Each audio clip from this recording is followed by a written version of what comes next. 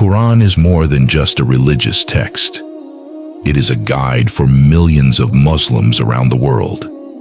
This book aims to provide a detailed narrative of the Quran, exploring its teachings, historical context, and the life of the Prophet Muhammad. By delving into its chapters, verses, and themes, we hope to offer a deeper understanding of its message and significance. Let's begin. Chapter 1. The Dawn of Revelation. 1.1 The Pre-Islamic Arabian Peninsula. Before the birth of Islam, the Arabian Peninsula was a region marked by stark contrasts and complex social structures. The majority of the inhabitants were Bedouins, nomadic tribes who traversed the harsh desert landscape.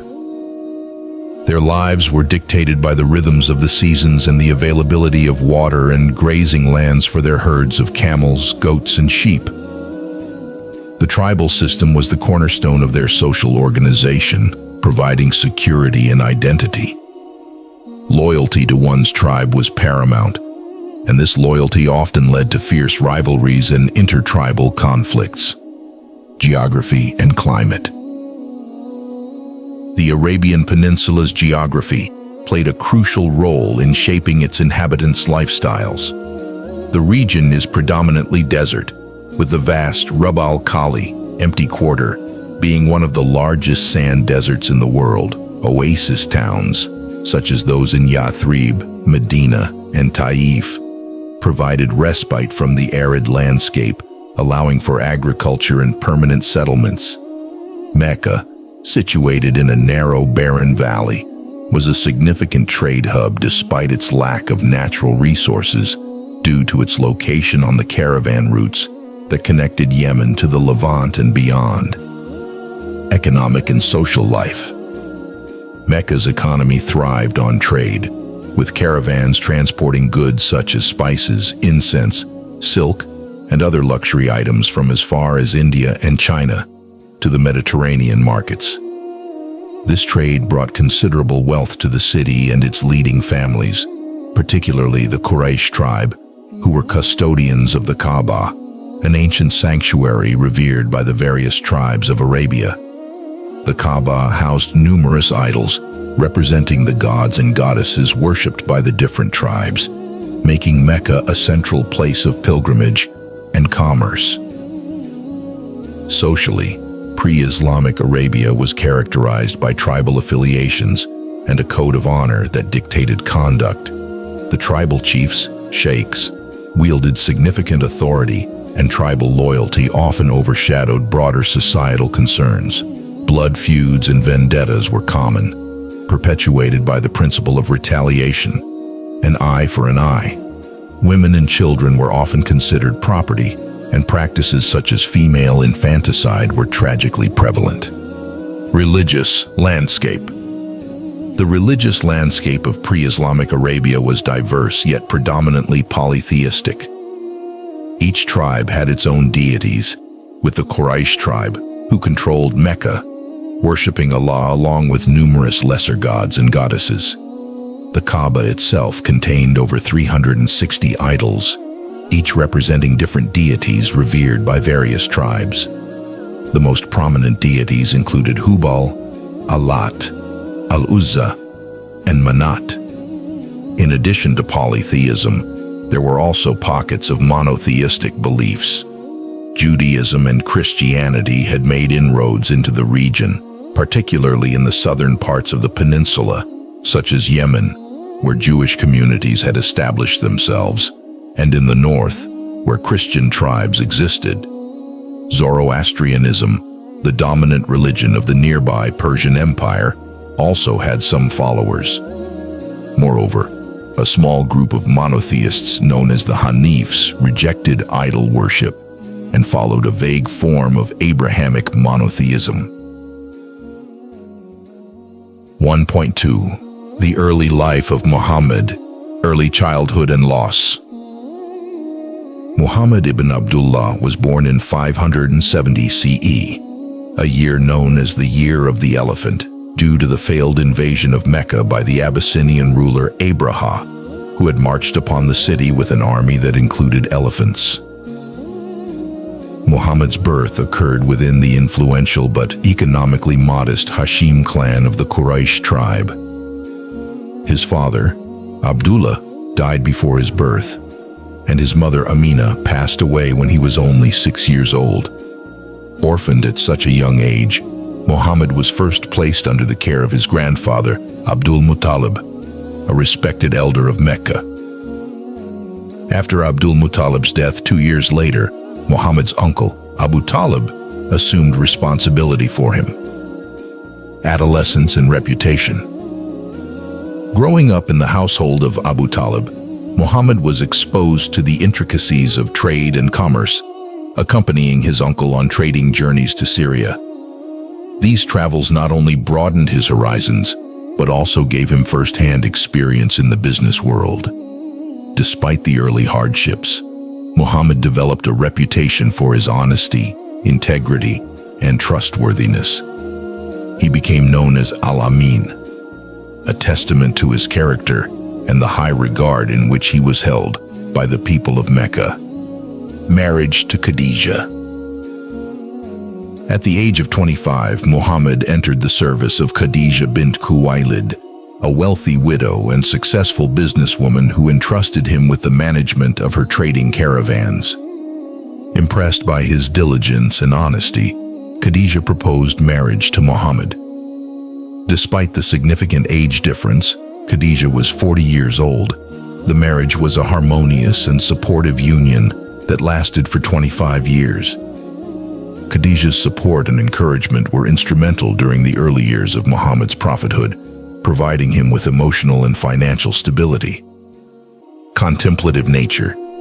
Muhammad's contemplative nature and his dissatisfaction with the moral decay and social injustices of Meccan society led him to seek solitude in the cave of Hira, located in the mountains surrounding Mecca. Here, he spent long periods in meditation and reflection, pondering the state of his people and the universe's mysteries. This spiritual inclination set the stage for the momentous event that would change his life and the course of history. 1.3 The First Revelation, the encounter with Gabriel. In the year 610 CE, during one of his retreats in the cave of Hira, Muhammad experienced a profound and life-altering event. As he meditated, the angel Gabriel, Jibreel, appeared before him, commanding him to read or recite, Iqra. Muhammad, who was unlettered and had never been taught to read or write, responded with confusion and fear, insisting that he could not read. The angel embraced him tightly and repeated the command twice more before revealing the first verses of what would become the Quran. Read in the name of your Lord who created man from a clinging substance. Read, and your Lord is the most generous, who taught by the pen, taught man that which he knew not. Overwhelmed and terrified by this extraordinary experience, Muhammad rushed home to Khadija, seeking comfort and reassurance.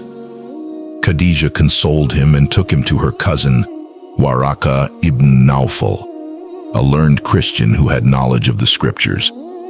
Waraka confirmed that Muhammad had been chosen as a prophet, similar to Moses and other prophets before him, and that the being he encountered was indeed Gabriel.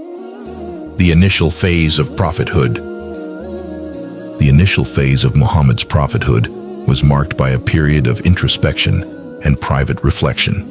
He received no further revelations for some time, a period known as the Fatra, which caused him great distress. However, the revelation resumed, reaffirming his role as a messenger of God. Encouraged by Khadija and supported by his close family and friends, Muhammad began to share the message of Islam discreetly.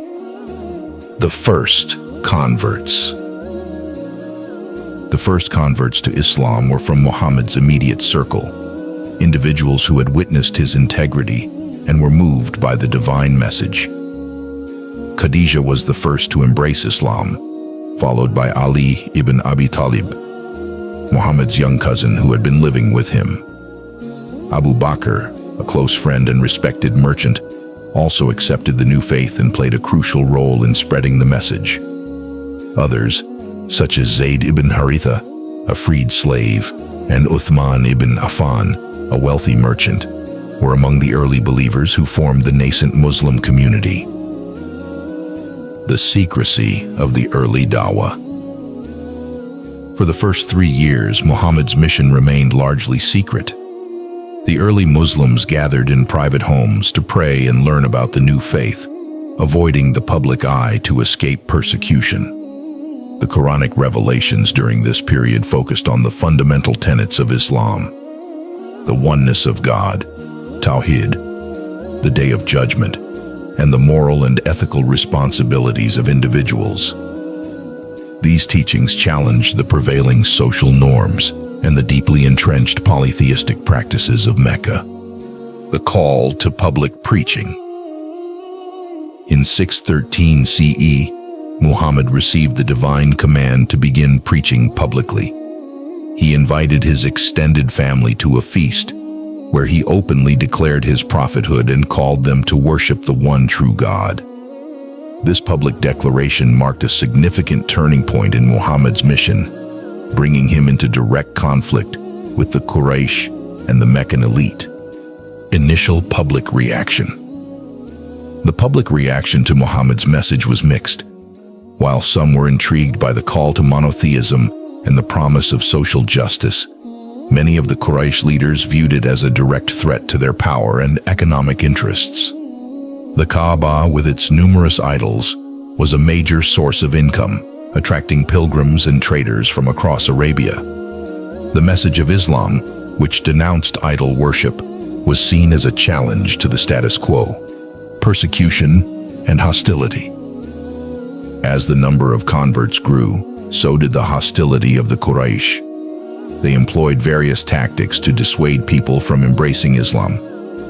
The early Muslims, particularly those from weaker tribes and lower social standings, faced severe persecution. Bilal ibn Rabah, an Abyssinian slave, was subjected to brutal torture for refusing to renounce his faith, but his steadfastness and the defiant cry of Ahad, Ahad, 1-1, became a symbol of resistance and faith. Sumayya bint Khayyat, another early convert, faced relentless persecution and ultimately became the first martyr of Islam, alongside her husband Yasir. Their son, Ammar ibn Yasir, also endured severe torture but remained unwavering in his belief. These early acts of bravery and sacrifice strengthened the resolve of the Muslim community, even as they faced increasing adversity. The protective measures of Abu Talib. Despite the growing animosity, Muhammad found unwavering support in his uncle Abu Talib, who, although not a Muslim, protected his nephew from the worst of the Quraysh's aggression. Abu Talib's status as a respected elder of the Quraysh provided a degree of security, allowing Muhammad to continue his mission. However, this protection came at a cost, as Abu Talib and his family faced social and economic boycotts. The boycott and the Year of Sorrow. In 616 CE, the Quraysh implemented a severe boycott against the Hashim clan, cutting off all social and economic ties in an attempt to force them to withdraw their protection of Muhammad. For 3 years, the clan endured immense hardship, relying on limited resources and facing near starvation. Despite the suffering, the resolve of Muhammad and his followers did not waver, and the boycott was eventually lifted due to growing dissent within the Quraysh and the intervention of sympathetic individuals. The year 619 CE, known as the Year of Sorrow, brought further trials for Muhammad. He faced the devastating loss of his beloved wife Khadijah and his protective uncle Abu Talib in quick succession. These personal tragedies left Muhammad vulnerable and isolated, with the Quraysh intensifying their persecution. Despite these challenges, Muhammad's faith and commitment to his mission remained unshaken. Seeking new alliances. The journey to Taif. In search of new alliances and support, Muhammad traveled to the nearby town of Taif. However, his message was met with hostility, and he was driven out of the town by a mob, suffering physical abuse and humiliation.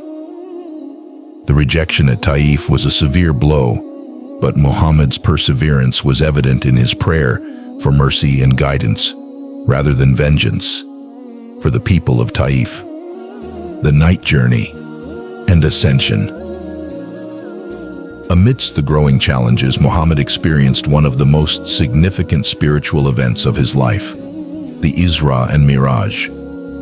According to Islamic tradition, Muhammad was transported from the Kaaba in Mecca to the Al-Aqsa Mosque in Jerusalem in a miraculous journey known as the Isra.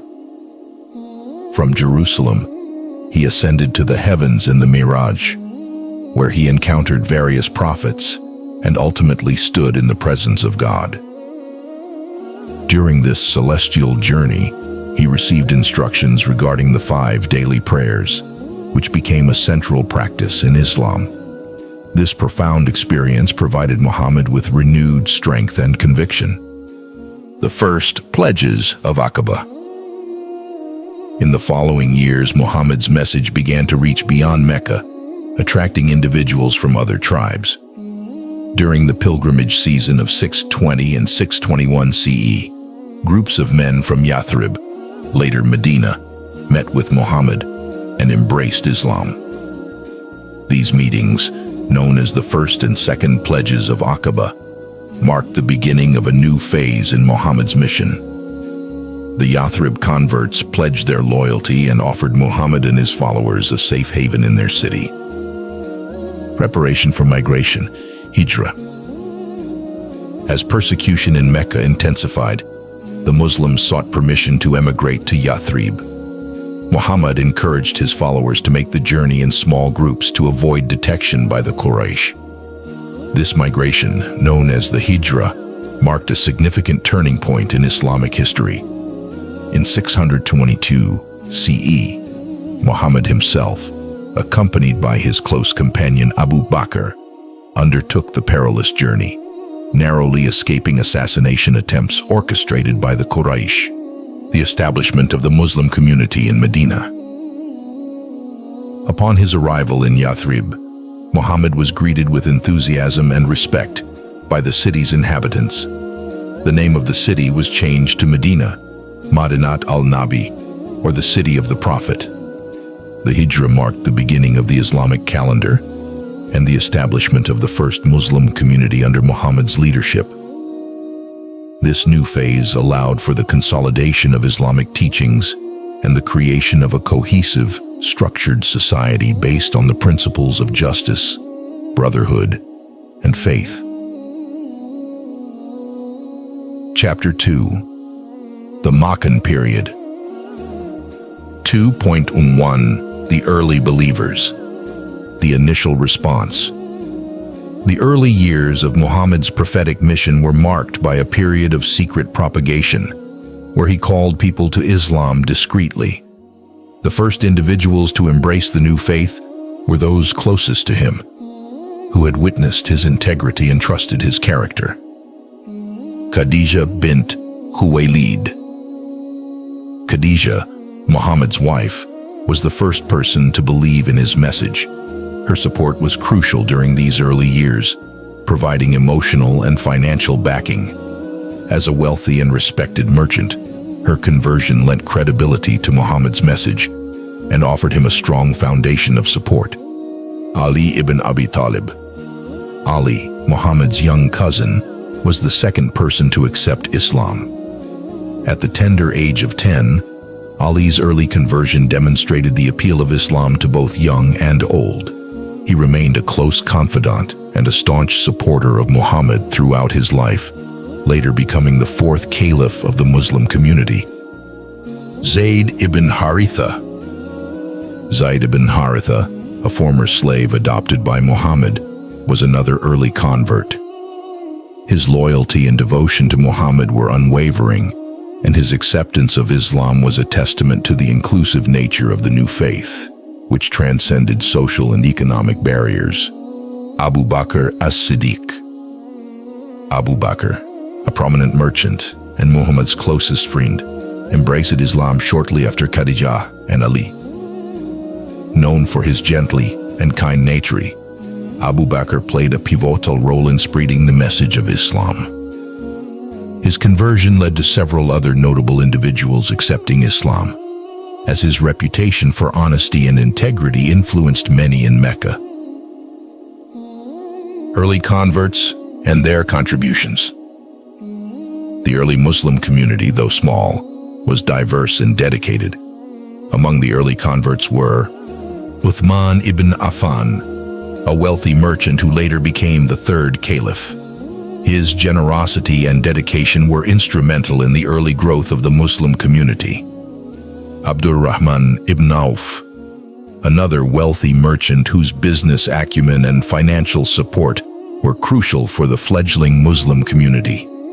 Sa'd ibn Abi Waqqas, known for his bravery, Sa'd was one of the 10 companions promised paradise by Muhammad. He played a significant role in the military campaigns that followed.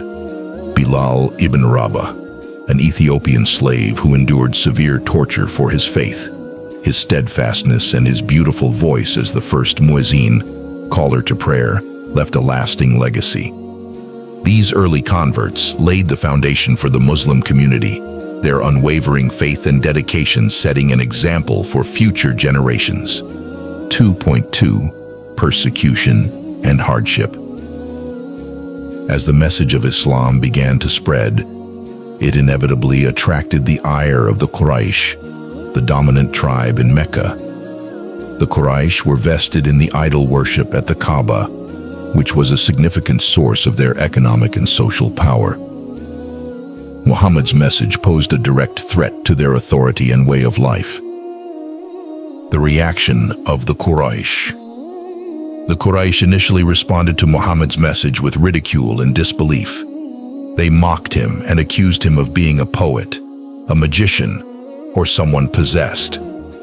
However, as the number of converts grew, their tactics shifted from mockery to more aggressive forms of opposition, economic and social boycotts. The Quraysh implemented various strategies to stifle the spread of Islam. They imposed economic and social boycotts on the Muslims and their supporters. This included banning trade and marriages with members of the Hashim clan, which supported Muhammad. The boycott led to significant hardship, with the Muslims facing severe shortages of food and resources, torture and martyrdom. The persecution extended beyond social and economic measures to physical torture and violence. Slaves and those without tribal protection bore the brunt of this cruelty. Notable examples include Bilal ibn Rabah, Bilal's owner, Umayyah ibn Khalaf, subjected him to brutal torture, including dragging him across the hot desert and placing heavy rocks on his chest. Despite the agony, Bilal's faith remained unshaken, and his repeated cry of Ahad, Ahad, one, became a symbol of steadfastness. Sumayya bint Kayat. Sumayya, an elderly woman, became the first martyr of Islam when she was killed by Abu Jahl for her refusal to renounce her faith. Her husband, Yasir, also faced relentless persecution, ultimately dying from the torture inflicted upon him. Ammar ibn Yasir. Sumayya and Yasir's son, Ammar, was forced to endure severe torture. Though he was compelled to utter words against Islam under duress, his heart remained true to his faith, and he was reassured by Muhammad that his forced words did not invalidate his belief. Muhammad's personal suffering. The Prophet Muhammad himself was not immune to the persecution. He faced constant harassment, verbal abuse, and attempts on his life. On one occasion, as he prayed near the Kaaba, the Quraysh placed the entrails of a slaughtered animal on his back. Despite these affronts, Muhammad's patience and resolve never wavered, and he continued to preach the message of Islam with unwavering determination. The protective measures of Abu Talib. Despite the growing animosity, Muhammad found unwavering support in his uncle Abu Talib, who, although not a Muslim, protected his nephew from the worst of the Quraysh's aggression. Abu Talib's status as a respected elder of the Quraysh provided a degree of security, allowing Muhammad to continue his mission. However, this protection came at a cost, as Abu Talib and his family faced social and economic boycotts. The boycott and the Year of Sorrow. In 616 CE, the Quraysh implemented a severe boycott against the Hashim clan, cutting off all social and economic ties in an attempt to force them to withdraw their protection of Muhammad. For 3 years, the clan endured immense hardship, relying on limited resources and facing near starvation. Despite the suffering, the resolve of Muhammad and his followers did not waver, and the boycott was eventually lifted due to growing dissent within the Quraysh and the intervention of sympathetic individuals. The Year of Sorrow. The year 619 CE, known as the Year of Sorrow, brought further trials for Muhammad. He faced the devastating loss of his beloved wife Khadija and his protective uncle Abu Talib in quick succession. These personal tragedies left Muhammad vulnerable and isolated, with the Quraysh intensifying their persecution. Despite these challenges, Muhammad's faith and commitment to his mission remained unshaken. Seeking new alliances. The journey to Taif. In search of new alliances and support, Muhammad traveled to the nearby town of Taif. However, his message was met with hostility, and he was driven out of the town by a mob, suffering physical abuse and humiliation. The rejection at Taif was a severe blow, but Muhammad's perseverance was evident in his prayer for mercy and guidance, rather than vengeance, for the people of Taif. The night journey and ascension. Amidst the growing challenges, Muhammad experienced one of the most significant spiritual events of his life, the Isra and Miraj. According to Islamic tradition, Muhammad was transported from the Kaaba in Mecca to the Al-Aqsa Mosque in Jerusalem in a miraculous journey known as the Isra. From Jerusalem, he ascended to the heavens in the Miraj, where he encountered various prophets and ultimately stood in the presence of God. During this celestial journey, he received instructions regarding the 5 daily prayers, which became a central practice in Islam. This profound experience provided Muhammad with renewed strength and conviction. The first pledges of Aqaba. In the following years, Muhammad's message began to reach beyond Mecca, attracting individuals from other tribes. During the pilgrimage season of 620 and 621 CE, groups of men from Yathrib, later Medina, met with Muhammad and embraced Islam. These meetings, known as the first and second pledges of Aqaba, marked the beginning of a new phase in Muhammad's mission. The Yathrib converts pledged their loyalty and offered Muhammad and his followers a safe haven in their city. Preparation for migration. Hijra. As persecution in Mecca intensified, the Muslims sought permission to emigrate to Yathrib. Muhammad encouraged his followers to make the journey in small groups to avoid detection by the Quraysh. This migration, known as the Hijra, marked a significant turning point in Islamic history. In 622 CE, Muhammad himself, accompanied by his close companion Abu Bakr, undertook the perilous journey, narrowly escaping assassination attempts orchestrated by the Quraysh. The establishment of the Muslim community in Medina. Upon his arrival in Yathrib, Muhammad was greeted with enthusiasm and respect by the city's inhabitants. The name of the city was changed to Medina, Madinat al-Nabi, or the city of the Prophet. The Hijra marked the beginning of the Islamic calendar and the establishment of the first Muslim community under Muhammad's leadership. This new phase allowed for the consolidation of Islamic teachings and the creation of a cohesive, structured society based on the principles of justice, brotherhood, and faith. 2.3 Major revelations in Makkah. The revelations during the Meccan period, also known as the Meccan Surahs, predominantly focused on establishing the core tenets of Islam. These surahs are characterized by their eloquent and poetic style, addressing themes of monotheism, the afterlife, and moral conduct. Some of the notable surahs include Surah Al-Fatiha, the opening. Surah Al-Fatiha, often referred to as the essence of the Quran, is a short chapter that encapsulates the fundamental beliefs in the oneness of God, His mercy, and guidance. It is recited in every unit of the Muslim prayer, Salah, emphasizing its significance in daily worship. The chapter begins with a praise of God, the Lord of all worlds, and a declaration of His mercy and justice. It then seeks guidance on the straight path, highlighting the importance of following divine guidance. Surah Al-Ikhlas, the sincerity. Surah Al-Ikhlas is a profound declaration of God's absolute oneness, negating any form of polytheism or association with God. The chapter is concise yet powerful, asserting that God is unique, eternal, and self-sufficient. It rejects any notion of God having offspring or being begotten, reinforcing the core principle of monotheism. This chapter serves as a clear and unequivocal statement of Islamic theology, emphasizing the purity of belief in one God. Surah Al-Kahf, the cave. Surah Al-Kahf contains stories of faith and perseverance, providing moral and spiritual lessons through the narratives of the people of the cave, Moses and Khidr, and Dhul-Qarnayn. The story of the people of the cave illustrates the theme of seeking refuge in God during times of persecution and hardship. The narrative of Moses and Khidr emphasizes the importance of patience and trust in God's wisdom, even when events seem inexplicable.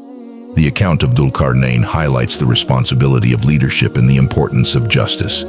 These stories offer timeless lessons for believers, encouraging steadfastness, humility, and trust in divine guidance. Surah Al-An'am, the cattle. Surah Al-An'am addresses the fundamental aspects of faith, emphasizing the oneness of God, the authenticity of the prophetic message, and the reality of the afterlife. It challenges the polytheistic beliefs of the Quraysh, calling for the rejection of idolatry and the worship of God alone. The chapter also discusses the signs of God in creation, encouraging reflection on the natural world as a means to recognize God's existence and power. Surah Al-A'raf, the heights. Surah Al-A'raf recounts the stories of various prophets, including Noah, Hud, Saleh, Lot, and Shu'aib, highlighting their struggles and the responses of their communities. These narratives serve as reminders of the consequences of rejecting divine guidance and the rewards for those who remain steadfast in their faith. The chapter underscores the importance of adhering to God's commandments and the ultimate accountability in the hereafter. Surah Yunus, Jonah. Surah Yunus focuses on the themes of monotheism, prophethood, and the hereafter. It emphasizes God's mercy and the importance of repentance, using the story of the prophet Jonah as an example. The chapter also addresses the doubts and objections raised by the disbelievers, providing rational arguments and reminders of God's signs in the universe.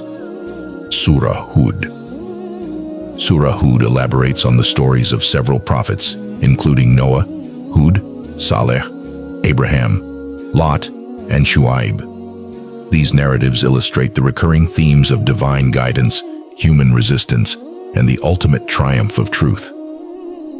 The chapter reinforces the need for patience and trust in God's plan, even in the face of adversity. Surah Yusuf, in Joseph. Surah Yusuf recounts the story of the prophet Joseph, highlighting themes of patience, trust in God, and the eventual triumph of righteousness. The chapter is unique in its narrative style, presenting the story in a continuous, cohesive manner. The experiences of Joseph, from being betrayed by his brothers to his rise to power in Egypt, offer profound lessons in resilience, forgiveness, and divine wisdom. Surah Ar-Ra'd, the thunder. Surah Ar-Ra'd emphasizes the power and majesty of God, using natural phenomena such as thunder and lightning as signs of His greatness. The chapter addresses the stubbornness of the disbelievers and their rejection of the prophetic message, while encouraging the believers to remain steadfast in their faith. Surah Ibrahim, Abraham. Surah Ibrahim focuses on the themes of gratitude and the consequences of disbelief. It recounts the story of the prophet Abraham and his prayers for his descendants. The chapter highlights the importance of recognizing God's blessings and being grateful for them, while warning against the ingratitude and arrogance that lead to divine punishment. Surah An-Nahl, the bee. Surah An-Nahl discusses the signs of God's creation, including the bees, and emphasizes the importance of living in accordance with divine guidance. The chapter addresses the blessings and bounties provided by God, urging reflection and gratitude. It also highlights the responsibilities of believers to uphold justice, kindness, and integrity. Surah Al-Isra, the night journey. Surah Al-Isra, also known as Surah Bani Israel, recounts the Isra and Miraj, the miraculous night journey of Muhammad. The chapter addresses themes of monotheism, morality, and the hereafter. It emphasizes the importance of righteous conduct and the consequences of deviating from God's path. Surah Maryam, Mary. Surah Maryam focuses on the stories of the prophet Zechariah, Mary, and Jesus, emphasizing the miraculous nature of their lives and the power of God's will. The chapter highlights the importance of faith, patience, and submission to God's plan. It also addresses the objections raised by the disbelievers and reaffirms the truth of the prophetic message. Surah Taha. Surah Taha recounts the story of Moses, emphasizing his mission to deliver the Israelites from oppression and Pharaoh's tyranny. The chapter highlights themes of faith, perseverance, and divine assistance. It also addresses the challenges faced by Muhammad and reassures him of God's support. Surah Al-Anbiya, the Prophets. Surah Al-Anbiya presents the stories of various prophets, including Abraham, Lot, Noah, David, Solomon, and Jonah. These narratives illustrate the recurring themes of divine guidance, human resistance, and the ultimate triumph of truth. The chapter reinforces the need for patience and trust in God's plan, even in the face of adversity. Surah Al-Hajj, the Pilgrimage. Surah Al-Hajj addresses the themes of monotheism, resurrection, and the rituals of pilgrimage. The chapter emphasizes the significance of the Hajj, the annual pilgrimage to Mecca, and its role in reinforcing the unity and devotion of the Muslim community. It also addresses the objections raised by the disbelievers and reaffirms the truth of the prophetic message. The structure and style of Meccan surahs. The Meccan surahs are characterized by their eloquent and poetic style, often employing vivid imagery and powerful language to convey their messages. These chapters are generally shorter and focus on themes of monotheism, the hereafter, and moral conduct. The rhetorical devices and literary techniques used in the Meccan surahs captivate the listener, drawing attention to the profound truths being conveyed.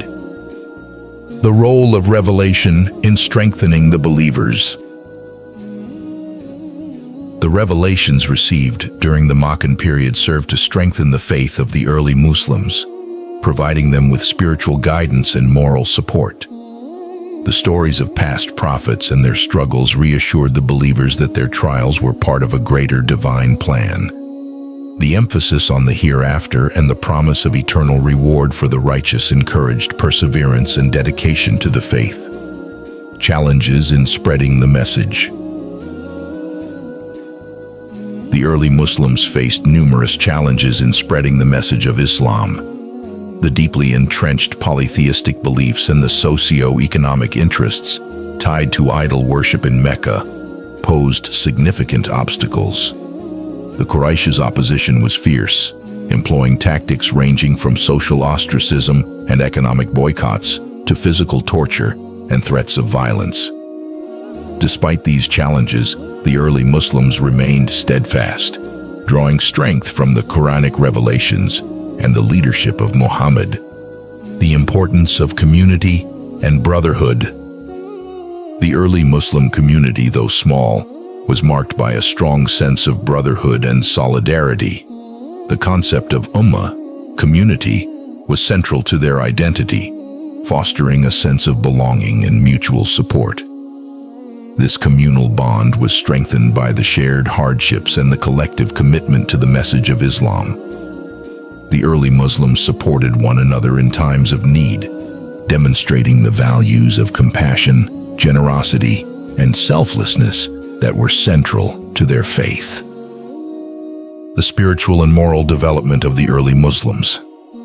The revelations during the Meccan period played a crucial role in the spiritual and moral development of the early Muslims.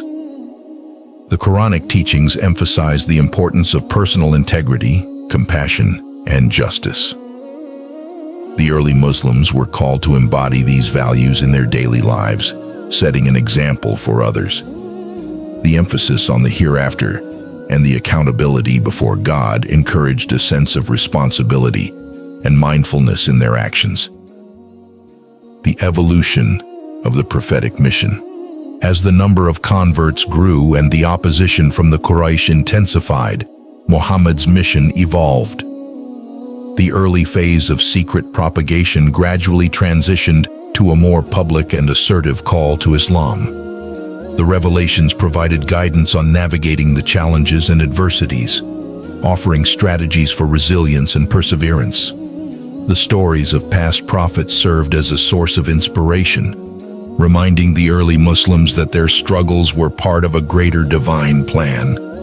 The gradual revelation of the Quran. The Quran was revealed gradually over a period of 23 years, with the Meccan period marking the initial phase of this revelation. This gradual process allowed the early Muslims to internalize the teachings and implement them in their lives. The revelations were often context-specific, addressing the immediate needs and challenges faced by the community. This approach facilitated the spiritual and moral growth of the believers, preparing them for the establishment of a just and righteous society. Chapter 3.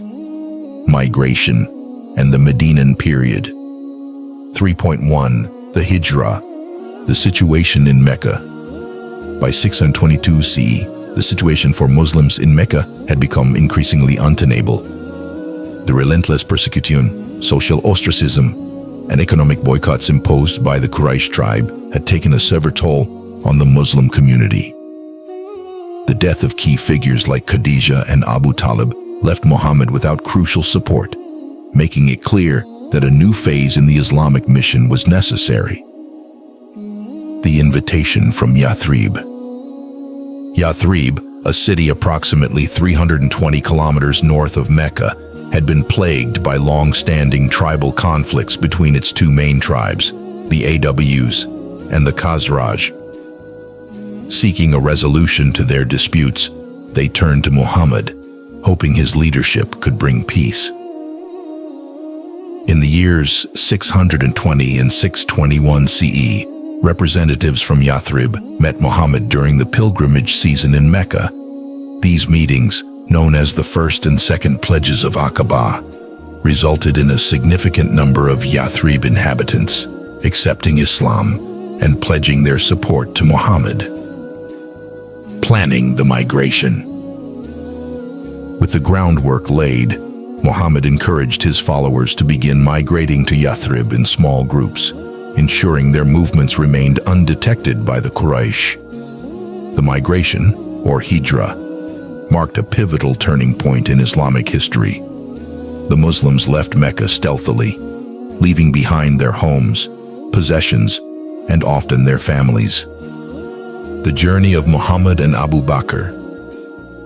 Muhammad and his close companion Abu Bakr planned their departure with great caution. On the night of their departure, they evaded the Quraysh's assassination plot and took refuge in the cave of Thar, where they remained hidden for 3 days. The story of a spider spinning a web at the cave's entrance and a dove nesting there, making the Quraysh believe the cave was unoccupied, is a cherished narrative in Islamic tradition. After the danger passed, they embarked on the journey to Yathrib, enduring the harsh desert conditions. Arrival in Medina. Upon their arrival, the city of Yathrib welcomed Muhammad with open arms. The city's name was changed to Medina, short for Madinat al-Nabi, the city of the Prophet. The Hijra not only marked the establishment of the first Muslim community, but also the beginning of the Islamic calendar. 3.2 Building the Muslim Ummah. The Constitution of Medina. One of Muhammad's first actions in Medina was to establish a framework for governance that ensured peace and cooperation among the diverse inhabitants. The Constitution of Medina, also known as the Charter of Medina, was a pioneering document that outlined the rights and duties of all citizens, including Muslims, Jews, and other tribes. It emphasized mutual protection, religious freedom, and the resolution of disputes through arbitration. The bonds of brotherhood. To foster unity and support among the Muslim migrants, Muhajirun, and the native converts of Medina, Ansar, Muhammad established a system of brotherhood, Mu'aka. Each Muhajir was paired with an Ansar, creating a bond of mutual assistance and shared resources. This initiative significantly strengthened the sense of community and solidarity, ensuring that the new arrivals were integrated into the social fabric of Medina. Establishing the mosque. The construction of the Prophet's mosque, Masjid an-Nabawi, was another significant step in consolidating the Muslim community. The mosque served not only as a place of worship but also as a community center, a school, and a hub for social and political activities. It became the heart of the growing Muslim society, symbolizing the unity and collective spirit of the believers. Economic and social reforms. Muhammad implemented various economic and social reforms to address the needs of the community.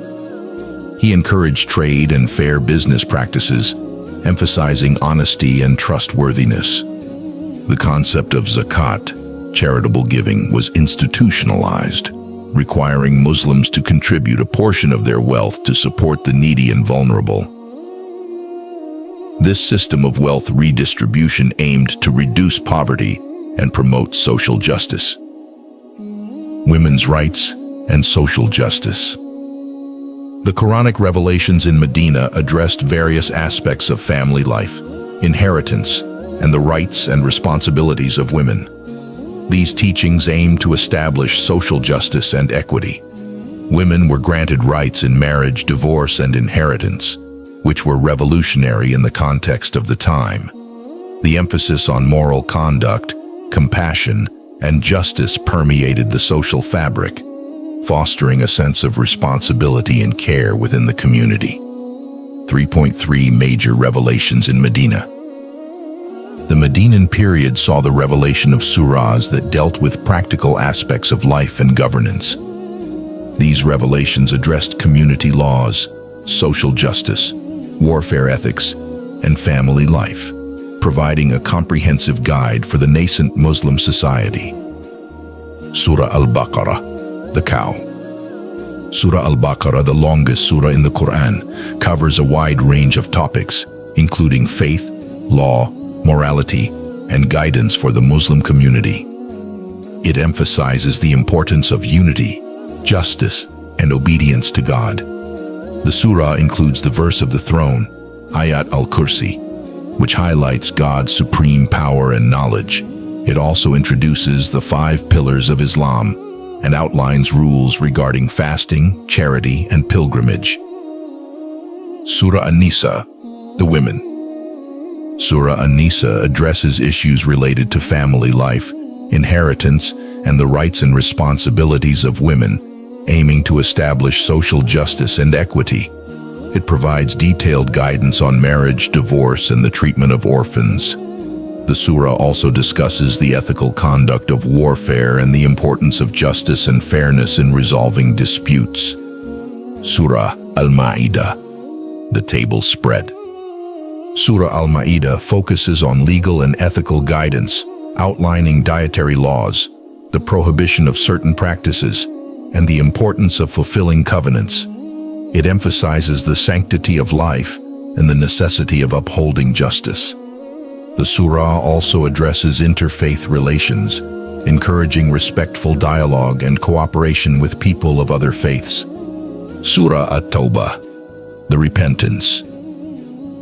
Surah At-Tawbah addresses themes of repentance, accountability, and the importance of upholding one's commitments. It includes directives related to warfare and the treatment of non-Muslims, emphasizing the importance of justice and compassion.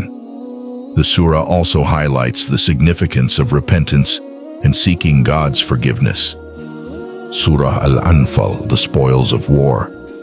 Surah Al-Anfal provides guidance on the conduct of warfare and the distribution of spoils. It emphasizes the importance of unity, discipline, and adherence to divine commandments in times of conflict. The surah also recounts the Battle of Badr, highlighting the role of divine assistance in the victory of the Muslim forces.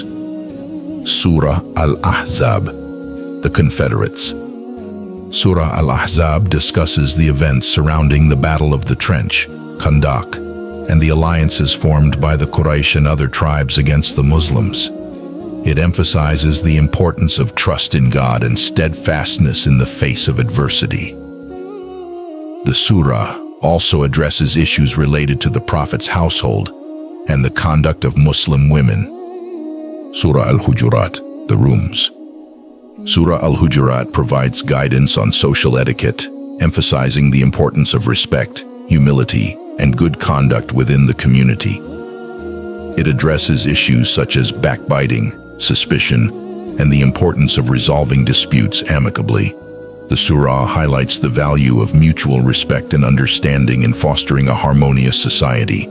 Surah Al-Mumtahina, she that is to be examined.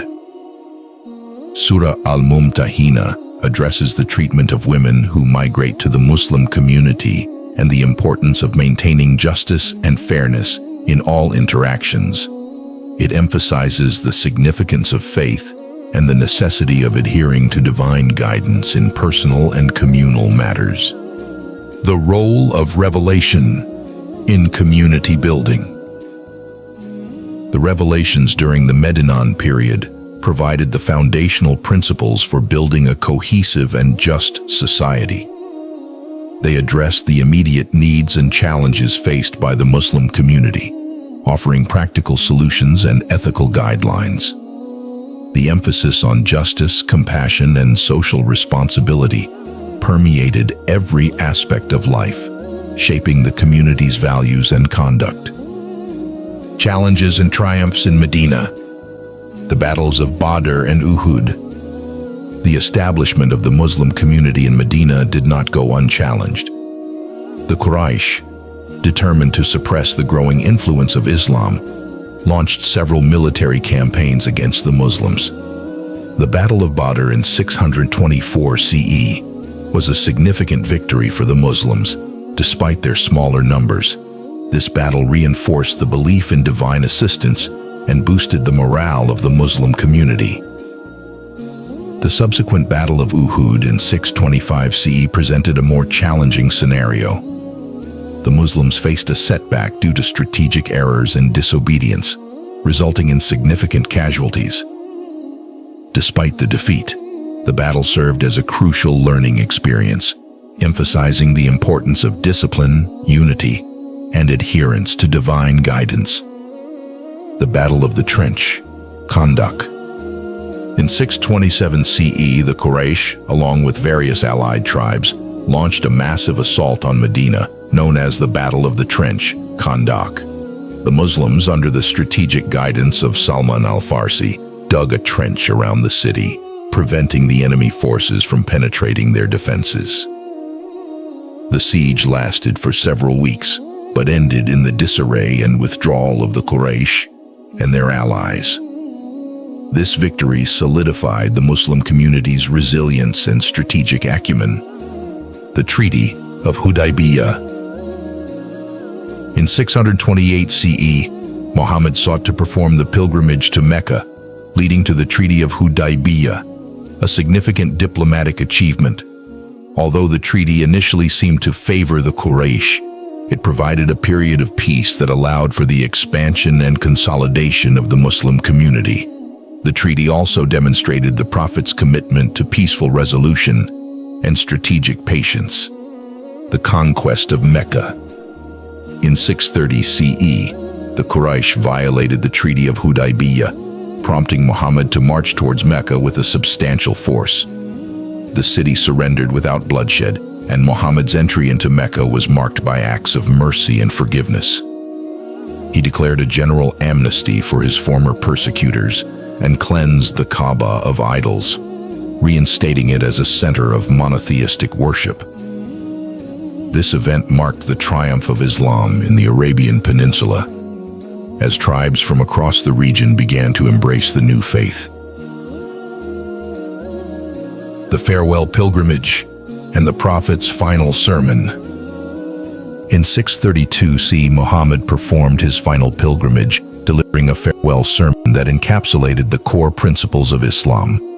In this sermon, he emphasized the equality of all believers, the sanctity of life and property, and the importance of adhering to the Quran and his Sunnah traditions.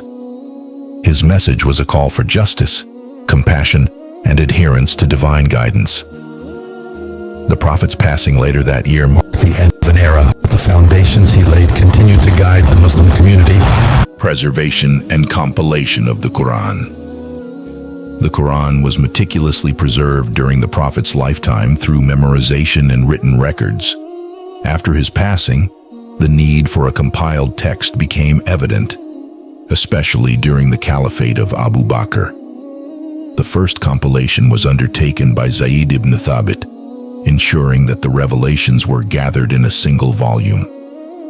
During the Caliphate of Uthman, the Quran was standardized to prevent discrepancies in recitation. Copies were sent to various regions, ensuring a uniform text for all Muslims. This meticulous preservation process has resulted in the Quran being one of the most accurately preserved texts in history. Chapter 4. The Prophetic Struggle and Triumph. 4.1. The Battles and Treaties. The context of conflict. The establishment of the Muslim community in Medina brought not only new opportunities but also significant challenges. The Quraysh of Mecca, threatened by the growing influence of Islam, continued their efforts to undermine Muhammad's mission. The ensuing conflicts were not merely military engagements, but were deeply rooted in the ideological and socio-political landscape of 7th century Arabia. The Battle of Badr. Background and build-up. The Battle of Badr, fought in 624 CE, was the first major military encounter between the Muslims and the Quraysh. It took place near the wells of Badr, a key caravan route southwest of Medina. The immediate cause of the battle was a Muslim attempt to intercept a wealthy Meccan caravan returning from Syria, led by Abu Sufyan. This interception aimed to weaken the Quraysh economically and to compensate for the wealth the Muslims had left behind in Mecca. The clash. The Muslim army, consisting of approximately 13 men, faced a well-equipped Quraysh force of about 1,000. Despite their numerical inferiority, the Muslims were motivated by their faith in the promise of divine assistance. The battle began with traditional single combats, where notable figures from both sides faced each other. The victory of Hamza ibn Abdul Muttalib, Ali ibn Abi Talib, and Ubaidah ibn al-Harith over their opponents boosted Muslim morale. Decisive victory. The battle culminated in a decisive Muslim victory, with the Quraysh suffering heavy losses, including key leaders like Abu Jahl and Umayyah ibn Khalaf. The Muslims captured significant booty and took several Quraysh prisoners. This victory was seen as a divine endorsement of Muhammad's mission and significantly boosted the morale and credibility of the Muslim community. The Battle of Uhud, prelude and preparation.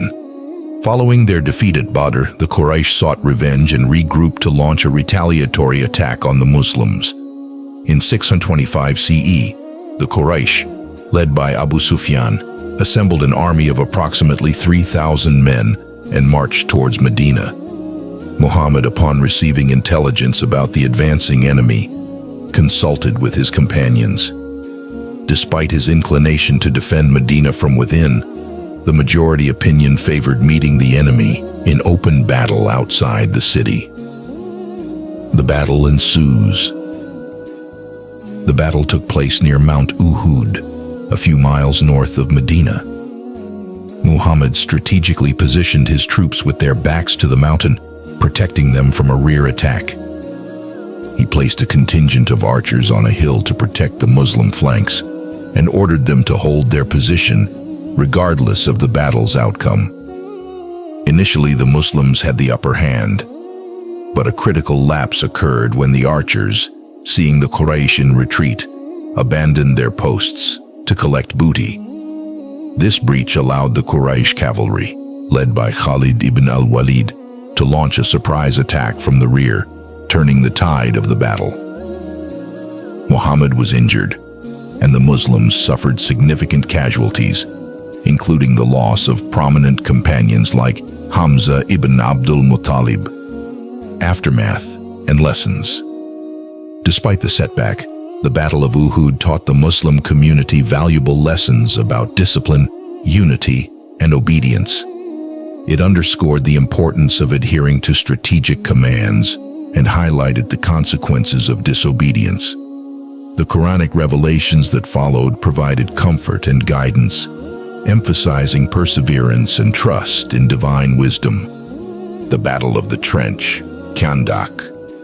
The coalition and siege.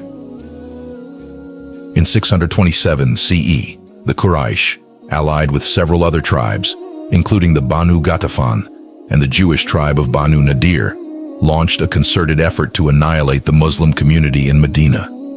This formidable coalition, numbering around 10,000, aimed to besiege and destroy the city.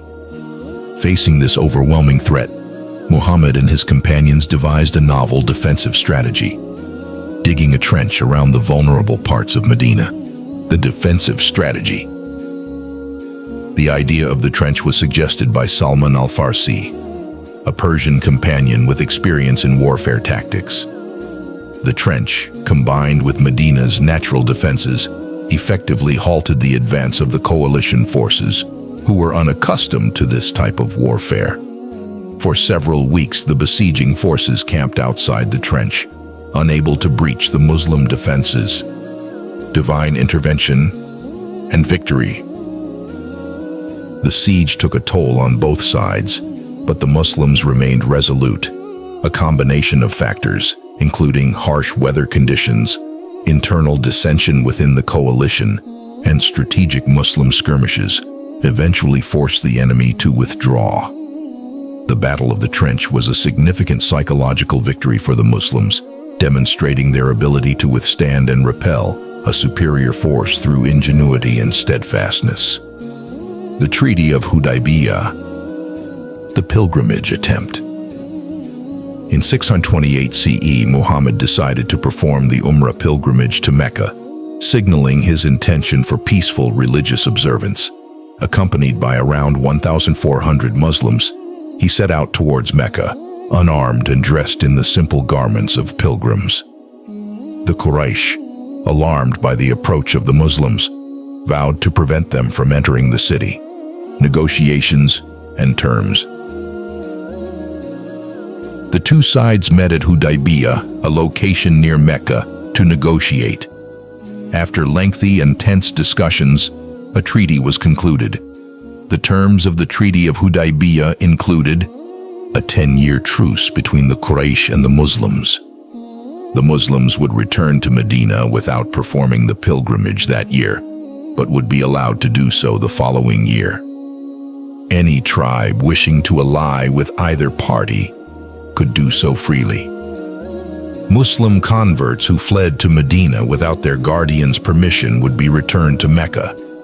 but converts from Mecca to Medina would not be returned. Strategic and diplomatic victory. While the treaty initially seemed to favor the Quraysh, it provided a period of peace and stability that allowed Islam to spread without the threat of immediate conflict. It also demonstrated Muhammad's commitment to peaceful resolution and his strategic acumen. The period following the treaty saw a significant increase in conversions to Islam and the consolidation of the Muslim community's strength. The conquest of Mecca. Breaking the treaty. In 630 CE, the Quraysh violated the Treaty of Hudaybiyah by attacking the Banu Quza'a, a tribe allied with the Muslims. Muhammad seized this breach as an opportunity to finally address the threat posed by the Quraysh. He mobilized a large force of around 10,000 Muslims and marched towards Mecca, ensuring that the city was surrounded. The peaceful conquest. The Quraysh, realizing their untenable position, opted for a peaceful surrender. Muhammad entered Mecca with minimal bloodshed, demonstrating mercy and clemency. He declared a general amnesty, sparing the lives of his former enemies and pardoning those who had opposed him. This act of forgiveness and magnanimity won the hearts of many Meccans, leading to mass conversions to Islam, cleansing the Kaaba. One of Muhammad's first actions upon entering Mecca was to cleanse the Kaaba of its idols, restoring it as a center of monotheistic worship. The Kaaba, built by the Prophet Abraham and his son Ishmael, was rededicated to the worship of Allah alone. The conquest of Mecca marked the culmination of Muhammad's mission, solidifying Islam's dominance in the Arabian Peninsula. 4.2. The Farewell Pilgrimage. Preparations for the pilgrimage. In 632 CE, Muhammad, sensing the nearing end of his life, decided to perform the Hajj pilgrimage to Mecca, which would be his last. He invited Muslims from across Arabia to join him in this significant act of worship. Tens of thousands of Muslims gathered to accompany the Prophet on this pilgrimage, eager to learn from him and to participate in the rites. The rituals of Hajj. The pilgrimage involved the performance of various rites, including the circumambulation of the Kaaba, Tawaf, the standing at Arafat, Wukuf, the throwing of pebbles at the pillars representing Satan, Rami al-Jamarat, and the sacrifice of animals, Qurbani. Muhammad meticulously performed these rituals, ensuring that the correct practices were established for future generations. The Farewell Sermon. The location and attendees. On the 9th of Dhu al-Hijjah, the final month of the Islamic lunar calendar, Muhammad delivered his farewell sermon at Mount Arafat. The sermon, attended by an estimated 100,000 Muslims, encapsulated the essence of Islamic teachings and provided guidance for the community's future. Key messages. In his sermon, Muhammad emphasized several core principles. Equality and brotherhood. He declared that all humans are equal, regardless of race or ethnicity, stating, "All mankind is from Adam and Eve. An Arab has no superiority over a non-Arab, nor does a non-Arab have any superiority over an Arab. A white has no superiority over a black, nor does a black have any superiority over a white. None have superiority over another, except by piety and good action." Sanctity of life and property. He stressed the sanctity of life, property, and honor, likening their inviolability to the sanctity of the holy month and the holy city of Mecca. Women's rights. Muhammad emphasized the rights and fair treatment of women, urging men to treat their wives kindly and with respect. Adherence to the Quran and Sunnah. He instructed the Muslims to hold firmly to the Quran and his Sunnah traditions, ensuring that they remain guided in their faith and practice. Finality of his message. He proclaimed the completion of his prophetic mission, affirming that he had conveyed the message of Islam in its entirety. completion, and divine approval. The sermon concluded with the revelation of the verse, "This day I have perfected for you your religion, and completed my favor upon you, and have approved for you Islam as religion." Quran 5:3. This declaration marked the culmination of the prophetic mission, signifying the completeness and perfection of Islam. 4.3. The Quranic Legacy. The preservation and compilation. Efforts during the Prophet's lifetime. During Muhammad's lifetime, the Quran was preserved through both oral and written means. Many of his companions, known as Hufaz, memorized the Quran in its entirety. Additionally, scribes such as Zayd ibn Thabit recorded the revelations on various materials, including parchment, bones, and palm leaves. The Caliphate of Abu Bakr.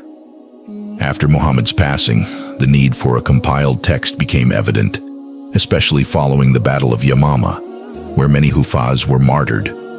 Caliph Abu Bakr, upon the advice of Umar ibn al-Khattab, commissioned Zayd ibn Thabit to collect and compile the Quranic revelations into a single volume. This compilation was safeguarded by the Caliph and later entrusted to Hafsa bint Umar, one of Muhammad's widows.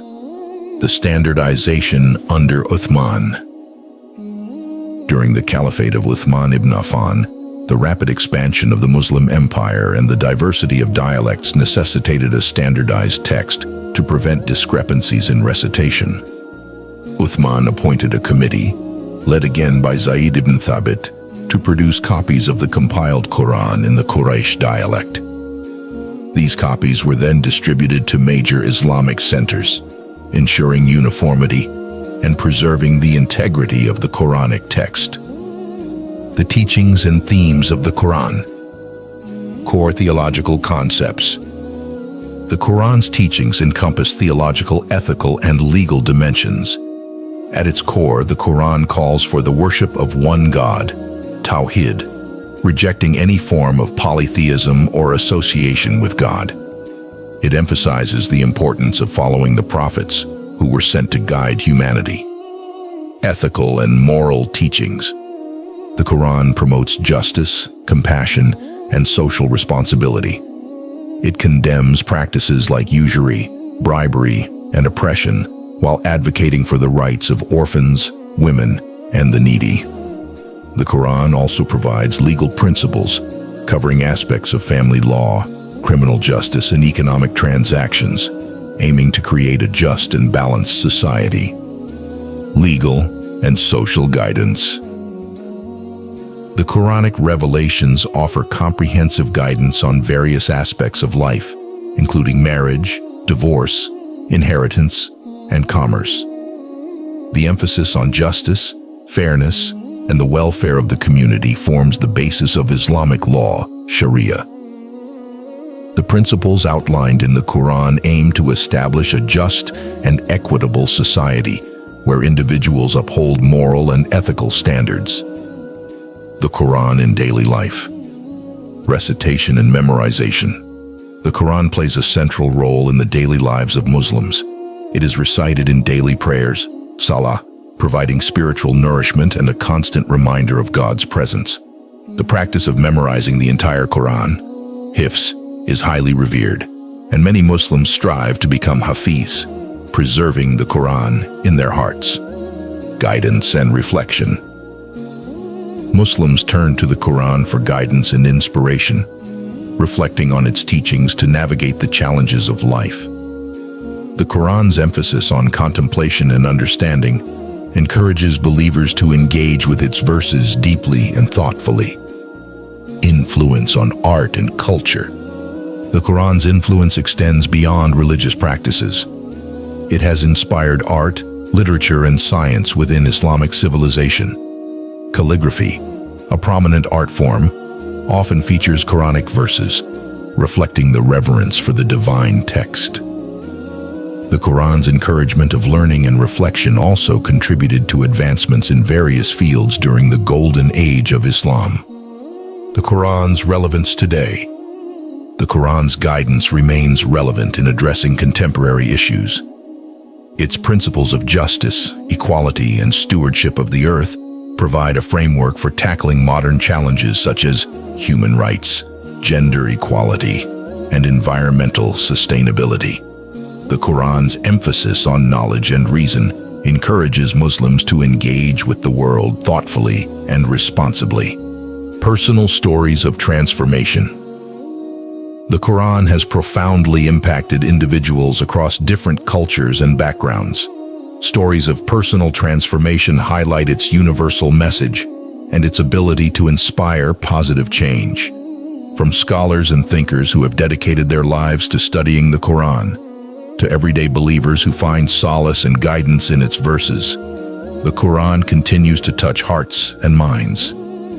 Global impact and interfaith dialogue. The Quran's influence extends beyond the Muslim world, contributing to global culture and interfaith dialogue. Its message of monotheism, moral conduct, and social justice resonates with people of various faiths. The Quran's principles have inspired movements for social reform, human rights, and peace-building, demonstrating its enduring relevance. The Quran remains a timeless guide, offering wisdom and direction to those who seek it. Its profound impact on individuals and societies underscores its divine origin and enduring relevance. As we conclude this journey through the Quran, we reflect on its ability to inspire, challenge, and guide humanity towards a path of righteousness and peace. Chapter 5. The Quranic Legacy.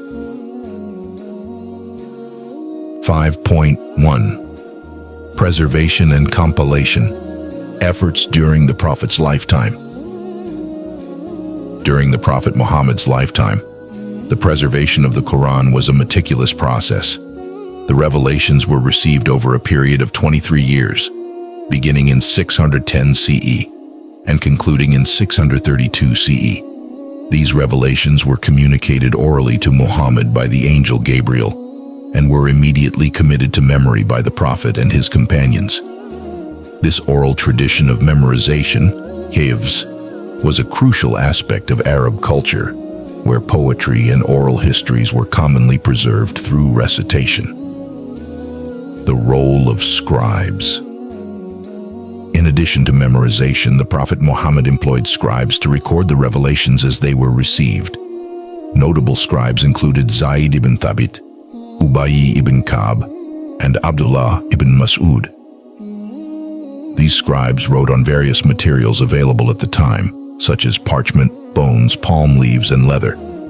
The Prophet would dictate the verses, ensuring they were accurately recorded and reviewed.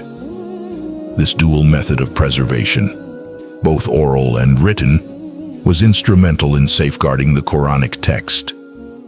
Compilation after the Prophet's death. The Caliphate of Abu Bakr.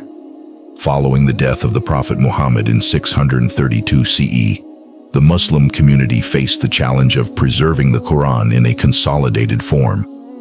The Battle of Yamama, which took place during the Caliphate of Abu Bakr, resulted in the martyrdom of many Hufaz, memorizers of the Quran. This loss highlighted the urgency of compiling the Quran into a single, authoritative text. Upon the advice of Umar ibn al-Khattab, Abu Bakr commissioned Zayd ibn Thabit to lead the effort of compiling the Quran. Zayd, known for his thorough knowledge and trusted position as a scribe, undertook the task with diligence. He meticulously collected all written fragments and cross-verified them with the memories of those who had memorized the Quran. This compilation resulted in a single, cohesive manuscript that was entrusted to Abu Bakr, and later to Umar and Hafsa bint Umar, one of the Prophet's widows. The standardization under Uthman. During the Caliphate of Uthman ibn Affan, the rapid expansion of the Islamic Empire and the diversity of dialects necessitated a standardized text to prevent discrepancies in recitation. Reports of variations in Quranic recitation among different regions raised concerns about the potential for division within the Muslim community. Uthman appointed a committee, once again led by Zayd ibn Thabit, to produce standardized copies of the Quran in the Quraysh dialect, the dialect of the Prophet Muhammad. This involved gathering the original compilation and producing multiple copies. These copies were then sent to major Islamic centers such as Kufa, Basra, Damascus, and Mecca, along with a reciter to ensure correct pronunciation and recitation. The original manuscripts and all other variant texts were ordered to be destroyed to maintain uniformity. The Uthmanic Codex. The copies produced during Uthman's caliphate, known as the Uthmanic Codices, formed the basis of all subsequent Quranic manuscripts. The consistency of the text across these codices ensured that the Quran remained unchanged and accurately preserved through generations. The meticulous efforts of the early Muslims in preserving and standardizing the Quran have resulted in its unparalleled textual integrity. 5.2. The Quran's teachings and themes.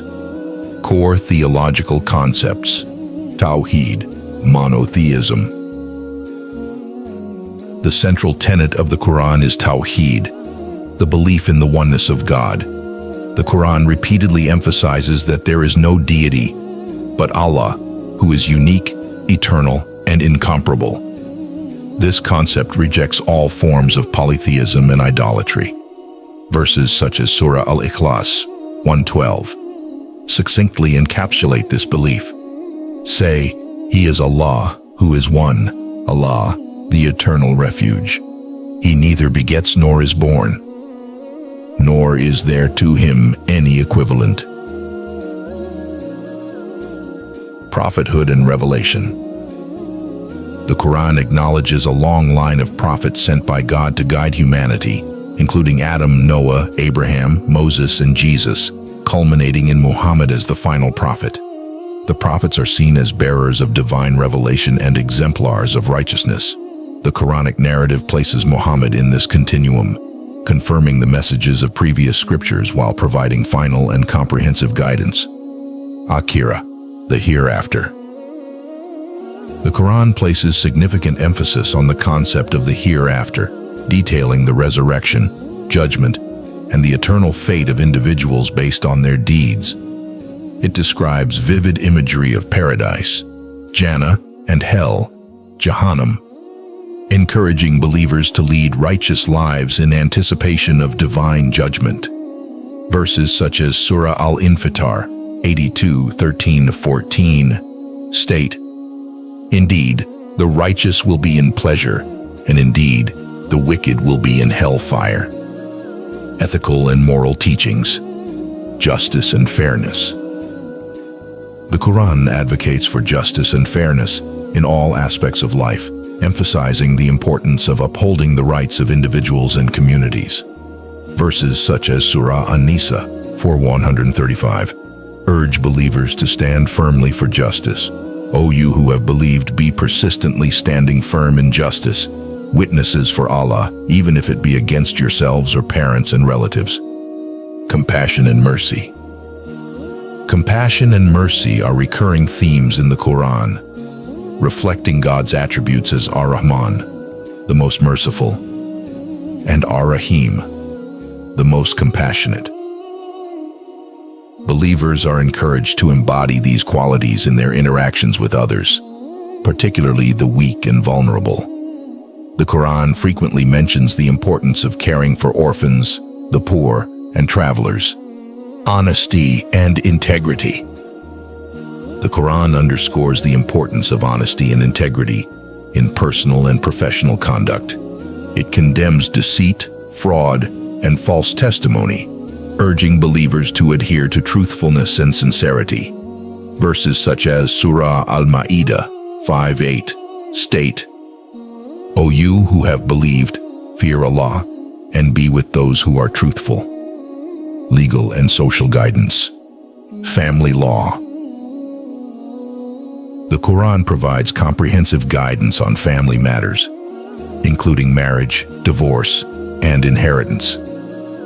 It emphasizes the importance of mutual respect and kindness between spouses and outlines the rights and responsibilities of each party. Verses such as Surah An-Nisa 4:34-35 highlight the significance of harmony and reconciliation in marital relationships. Economic transactions. The Quran offers detailed instructions on ethical economic practices, condemning usury, riba, and encouraging fair trade and commerce. It promotes charitable giving, zakat, as a means of wealth redistribution to support the needy and reduce poverty. Verses such as Surah Al-Baqarah 2275 warn against the exploitation inherent in usurious practices. Those who consume interest cannot stand on the day of resurrection, except as one stands who is being beaten by Satan into insanity. Criminal justice. The Quran lays down principles for criminal justice, emphasizing proportionality, fairness, and the protection of individual rights. It outlines the penalties for various offenses while also advocating for mercy and forgiveness. Verses such as Surah Al-Ma'idah 5:38 address the punishment for theft, balancing justice with compassion. 5.3 The Quran in daily life. Recitation and memorization. The practice of hifz. The practice of memorizing the entire Quran, known as hifz, is highly revered in the Muslim world. Those who achieve this are honored with the title Hafiz. The process of memorization involves rigorous repetition and recitation, often starting from a young age. This tradition not only preserves the Quranic text, but also fosters a deep spiritual connection with the words of God. Recitation in prayers. The Quran is central to the daily prayers, salah, performed by Muslims. Verses from the Quran are recited in each unit of prayer, providing spiritual nourishment and reinforcing the believer's connection with God. The recitation is performed in Arabic, maintaining the original language of revelation. Guidance and reflection. Personal reflection. Muslims turn to the Quran for guidance and inspiration, reflecting on its teachings to navigate the challenges of life. The Quran encourages believers to contemplate its verses and seek deeper understanding, as highlighted in verses such as Surah Sad 38:29. This is a blessed book which we have revealed to you, O Muhammad, that they might reflect upon its verses and that those of understanding would be reminded. Study circles and tafsir. Study circles, halakha, and sessions of tafsir, Quranic exegesis, are common practices within the Muslim community. These gatherings provide opportunities to study and discuss the Quran's meanings and applications. Scholars and teachers offer interpretations that help contextualize the teachings for contemporary life, fostering a deeper understanding of the Quranic message. Influence on art and culture. Calligraphy and illumination. The Quran's influence extends to the arts, particularly in the form of calligraphy and manuscript illumination.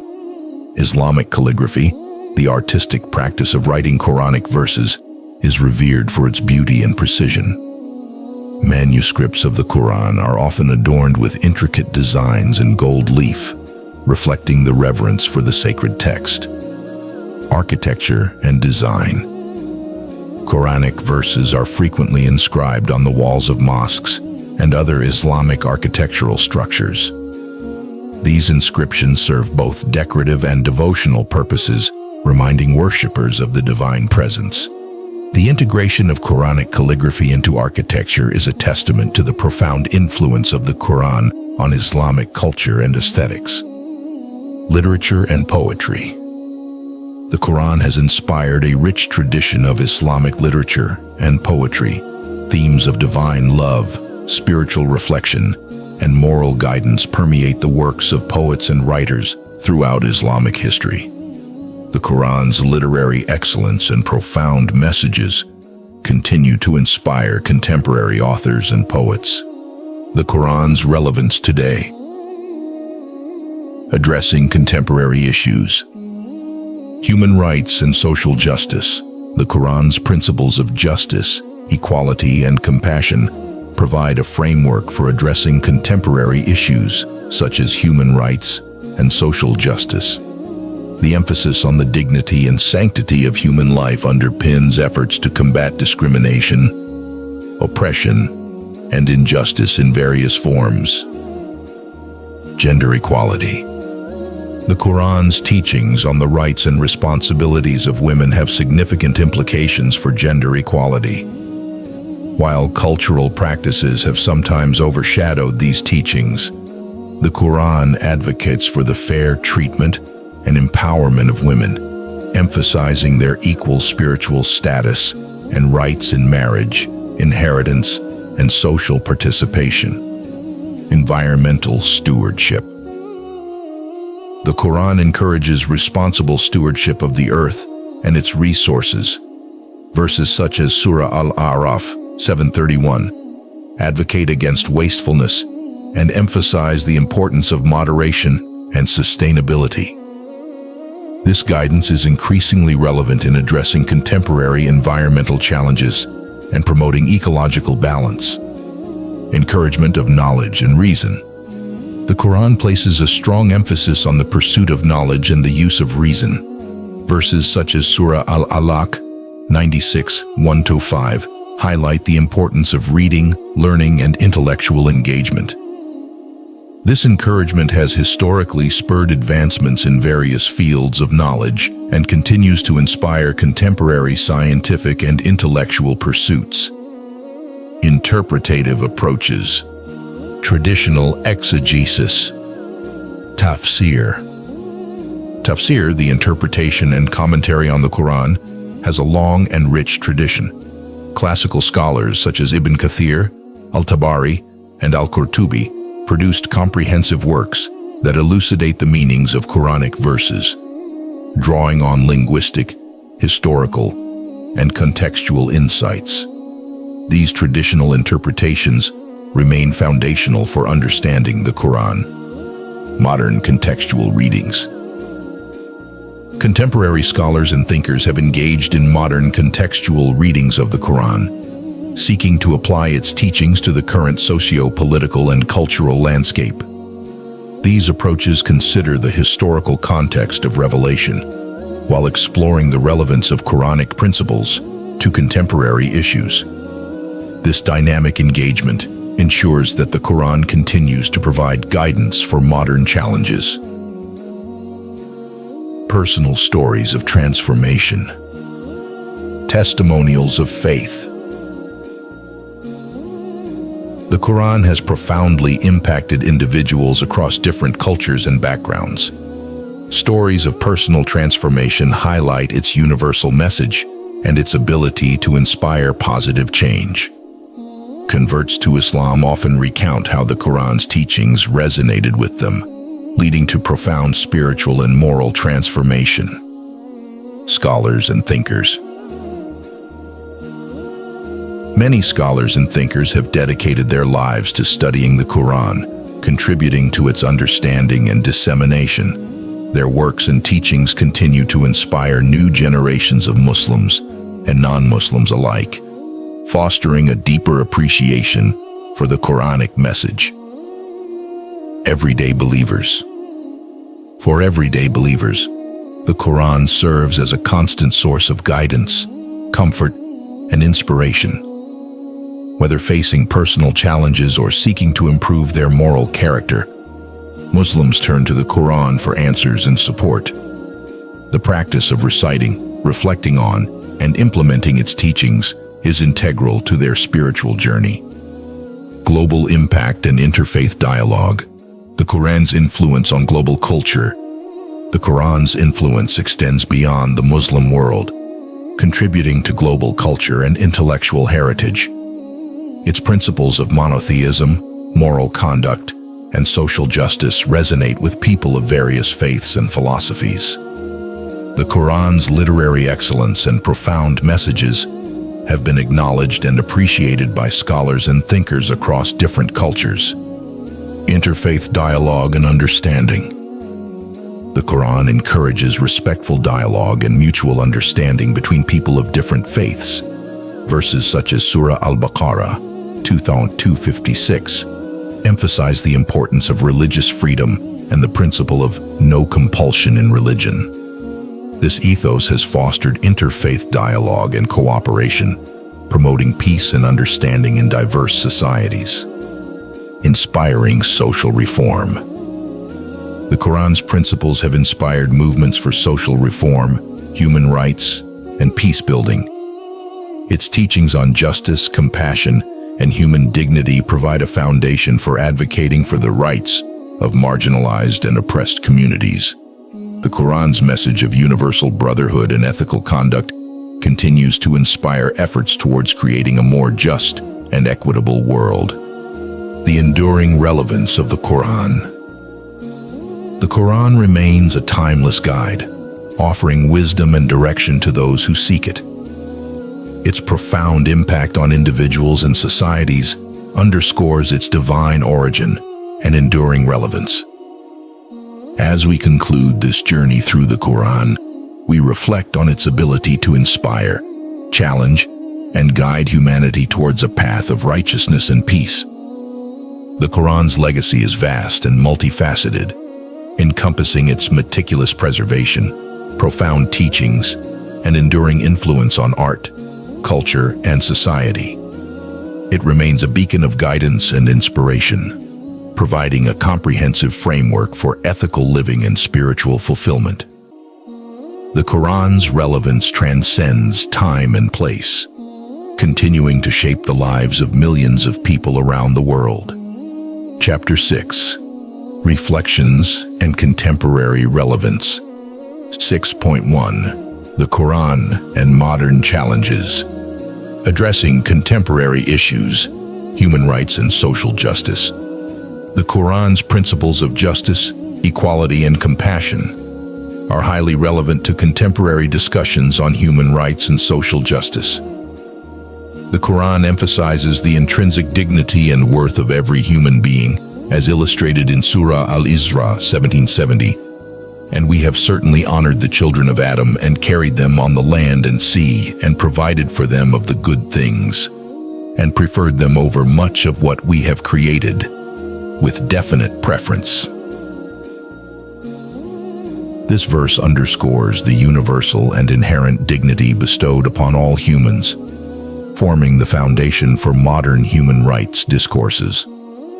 The Quran advocates for the protection of rights, including those of women, children, orphans, and the marginalized. The emphasis on justice, adl, and the imperative to stand against oppression resonate deeply with contemporary efforts to combat inequality and promote social justice. Gender equality. The Quran's teachings on the rights and responsibilities of women have significant implications for gender equality. While cultural practices in various societies have sometimes overshadowed these teachings, the Quran advocates for the fair treatment and empowerment of women. Key verses emphasize the spiritual equality of men and women and their mutual responsibilities. Surah An-Nisa 4:1 states, O mankind, fear your Lord, who created you from one soul, and created from it its mate, and dispersed from both of them many men and women, and fear Allah, through whom you ask one another, and the wombs. Indeed, Allah is ever, over you, an observer. This verse highlights the shared origin and equal spiritual status of men and women. The Quran also outlines the rights of women in marriage, divorce, and inheritance, promoting their social and economic independence. Environmental stewardship. The Quran encourages responsible stewardship of the earth and its resources. Verses such as Surah Al-A'raf 7:31 advocate against wastefulness and emphasize the importance of moderation and sustainability. O children of Adam, take your adornment at every masjid and eat and drink, but be not excessive.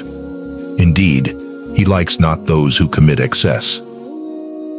This guidance is increasingly relevant in addressing contemporary environmental challenges such as climate change, pollution, and resource depletion.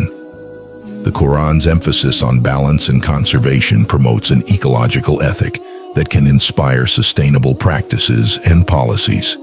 Encouragement of knowledge and reason. The Quran places a strong emphasis on the pursuit of knowledge and the use of reason. The first revelation, Surah Al-Alaq 96:15, underscores the importance of reading, learning, and intellectual engagement. Read in the name of your Lord who created man from a clinging substance. Read, and your Lord is the most generous. Who taught by the pen, taught man that which he knew not.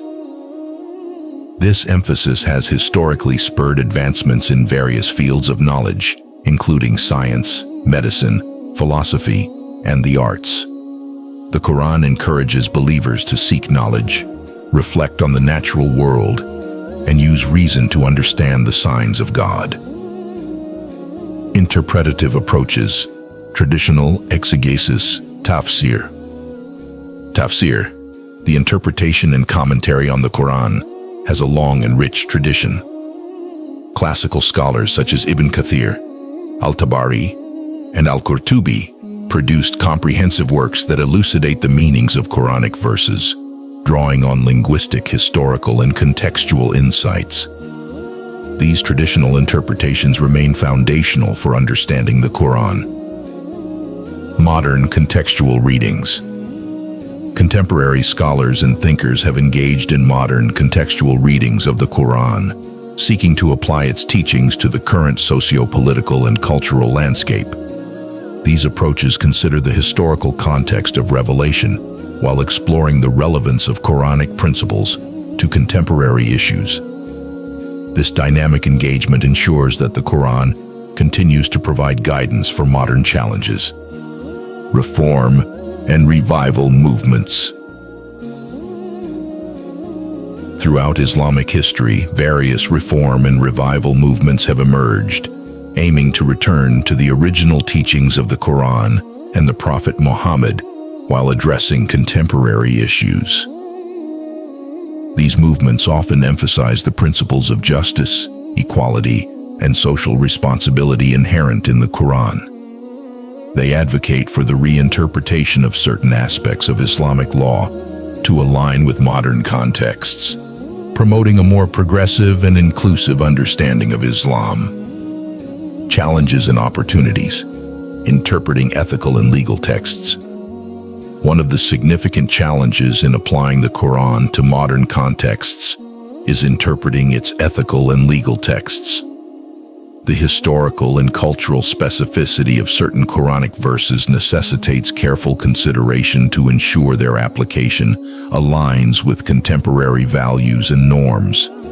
Scholars engage in ijtihad, independent reasoning, to navigate these complexities, seeking to reconcile traditional interpretations with modern realities. Balancing tradition and modernity. Balancing tradition and modernity is a continual challenge for Muslim communities. While the Quran provides timeless principles, the dynamic nature of human societies requires a flexible and context-sensitive approach to its application. This balance involves preserving the core values and teachings of Islam while adapting practices to meet the evolving needs and challenges of the modern world. 6.2 Personal Stories of Transformation. Testimonials of faith. The Quran has profoundly impacted individuals across different cultures and backgrounds. Stories of personal transformation highlight its universal message and its ability to inspire positive change. Converts to Islam often recount how the Quran's teachings resonated with them, leading to profound spiritual and moral transformation. For instance, Malcolm X's journey to Islam illustrates the transformative power of the Quran. Initially a member of the Nation of Islam, his pilgrimage to Mecca exposed him to the universal brotherhood of Muslims from diverse backgrounds. The Quran's message of equality and justice deeply resonated with him, leading to a significant shift in his worldview and activism. Scholars and thinkers. Many scholars and thinkers have dedicated their lives to studying the Quran, contributing to its understanding and dissemination. Their works and teachings continue to inspire new generations of Muslims and non-Muslims alike, fostering a deeper appreciation for the Quranic message.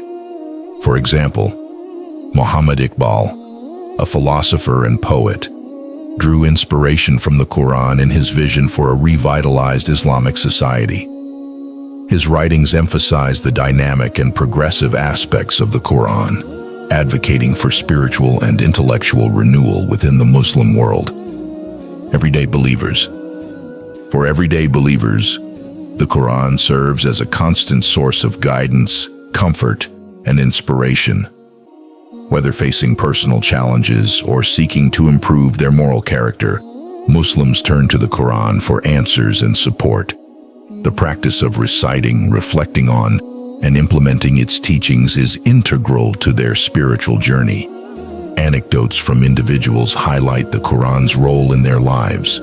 For instance, a student facing academic and personal stress might find solace and motivation in verses emphasizing patience and trust in God's plan, such as Surah Al-Baqarah 2:286. Allah does not burden a soul beyond that it can bear. 6.3. The global impact of the Quran. The Quran's influence on global culture. The Quran's influence extends beyond the Muslim world, contributing to global culture and intellectual heritage. Its principles of monotheism, moral conduct, and social justice resonate with people of various faiths and philosophies. The Quran's literary excellence and profound messages have been acknowledged and appreciated by scholars and thinkers across different cultures. Islamic civilization and the Golden Age.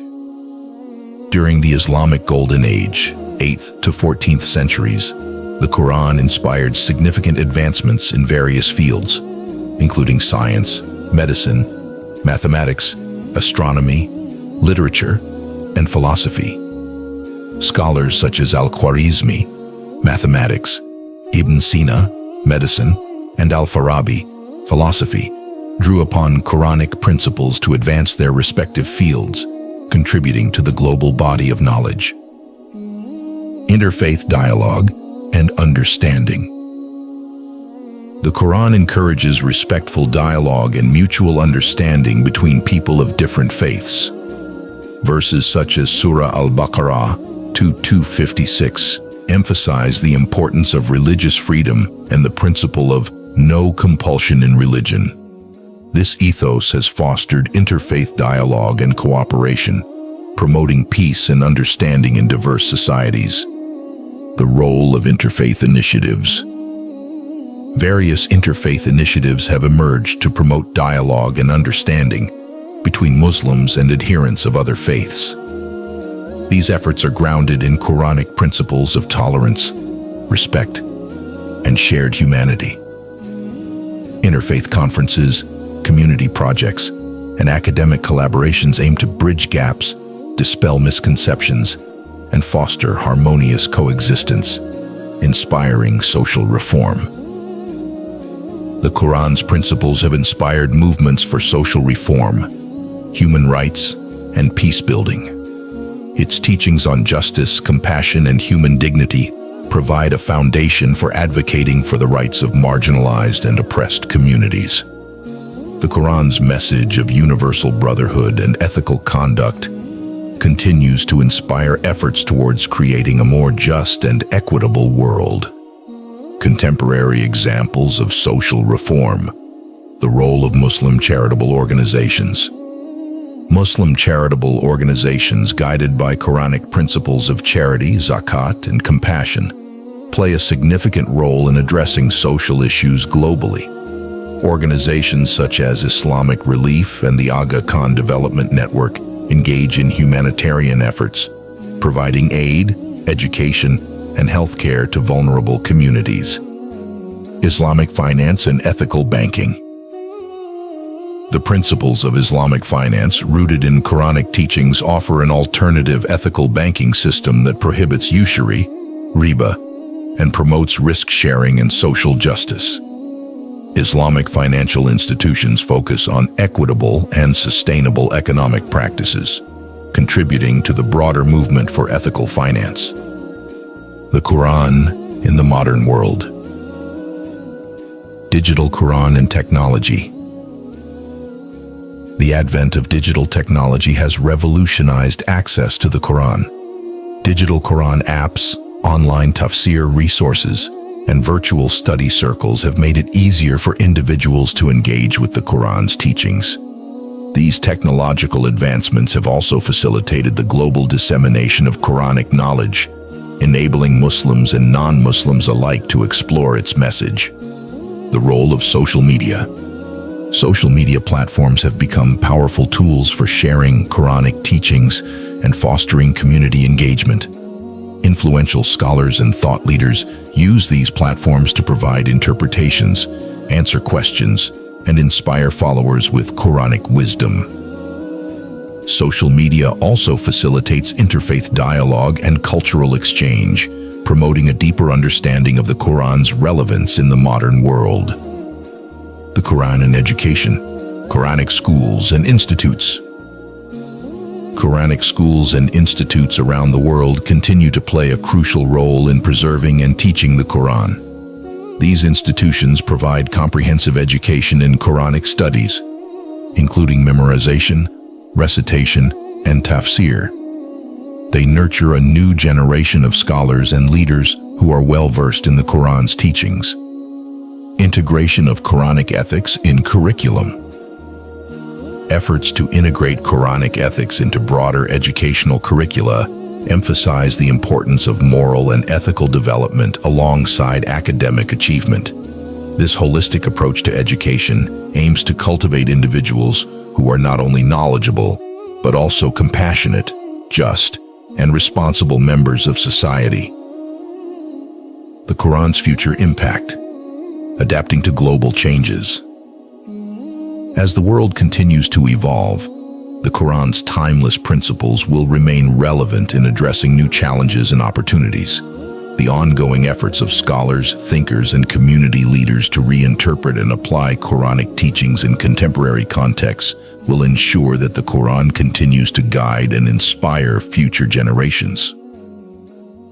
Promoting peace and understanding.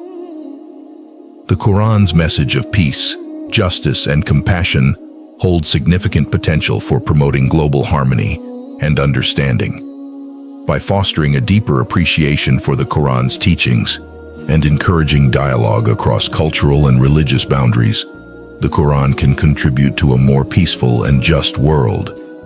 The Quran's legacy is vast and multifaceted, encompassing its meticulous preservation, profound teachings, and enduring influence on art, culture, and society. It remains a beacon of guidance and inspiration, providing a comprehensive framework for ethical living and spiritual fulfillment. The Quran's relevance transcends time and place, continuing to shape the lives of millions of people around the world. As we conclude this exploration of the Quran's contemporary relevance, we reflect on its ability to inspire, challenge, and guide humanity towards a path of righteousness and peace. The Quran's message, rooted in timeless principles and divine wisdom, offers a blueprint for addressing the complexities of modern life and building a better future for all.